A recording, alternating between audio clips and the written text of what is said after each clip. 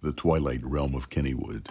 Chuck and Sherry, a couple with a penchant for the extraordinary, decided to visit Kennywood Park in Pennsylvania, a rural Pittsburgh place. A place renowned for its nostalgic charm and historic rides.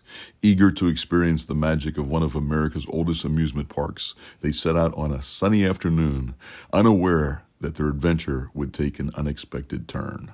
As they strolled through Kennywood, they marveled at the vintage roller coasters and classic midway games. The park was alive with the laughter of children and the melodies of old-time music. Eventually, Chuck's curiosity was drawn to a peculiar shop nestled in the corner of the park called the Old Mill.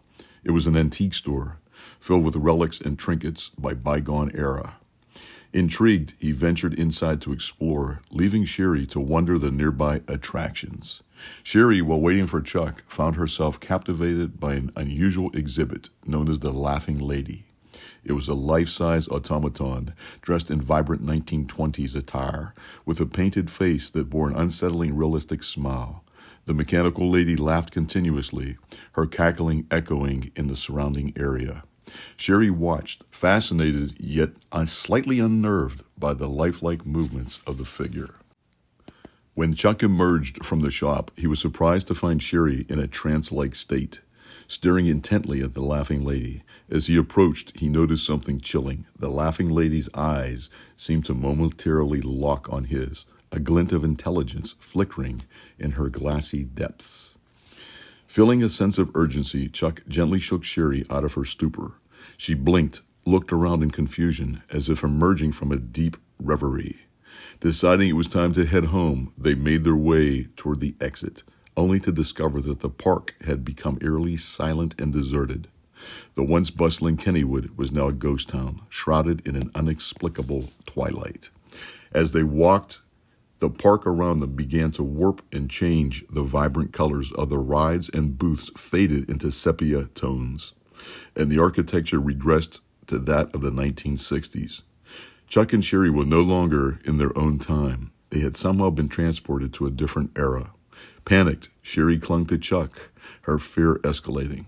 Chuck, though bewildered, knew he had to find a way back to their reality.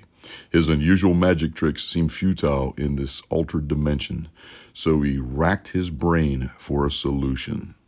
Wandering through the park, they stumbled upon the Racer, a vintage wooden roller coaster.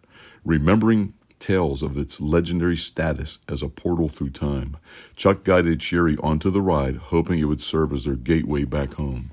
As the coaster clattered along the track, the world outside began to blur, and a vortex of colors enveloped them. They held each other tight, bracing for the unknown. After what felt like an eternity, the coaster came to a halt, and they stepped off, finding themselves back in the familiar surroundings of modern-day Kennywood.